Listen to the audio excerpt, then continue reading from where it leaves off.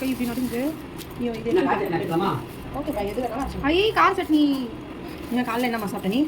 கார சட்னி தான் சாப்பிட்டேன். அப்புறம் காத்தா ஆச்சு சாப்பிடு. என் கை அணி வச்சுக்கிட்டு நடுங்குது. நடந்து வந்தல நானே தான் ஃபர்ஸ்ட் டைம் இவ்வளோ தூரம் நடந்தேன்.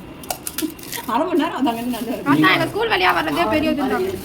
ஐயா அங்கே இதுதான்ப்பா மார்க்கெட் விட்டு தான்ப்பா ஈஸி. இதை சொல்லிச்சு நான் இந்த பக்கம் வந்து நம்ம ஈஸியாக நடந்து வர போகிறோம். நான் சொன்னேன்னா அவங்கள்ட்ட ஸ்கூல் வழியாக நடந்து போனாது. நீ சொல்லுங்கள். நீ தானே எடுத்து போங்க ஸ்கூல் வழியாக. நீங்கள் அந்த சைடு தான் வரீங்கன்னு நினச்சி நான் வந்தேம்மா. நீங்கள் அந்த சைட் போன்னு சொல்லி நான் வந்துக்க மாட்டேன்.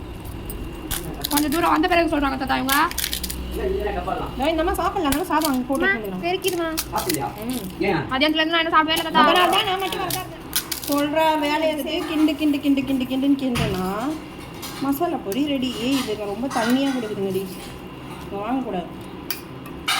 எவ்வளோ இது 25 ரூபாவா? 35 ரூபா இது. இதோ இந்த பஸ் ஸ்டாண்ட் முனையில இந்த கார்னரில் ஒரு பொம்பளை ஆவின் பூத்து பக்கத்துலேயே ஒரு பொம்பளை இந்து தான். இப்போ மசாலா சுண்டல் ரெடி, வாங்க சாப்பிடலாம். எடுத்து வாழ வைங்க. போதுமா?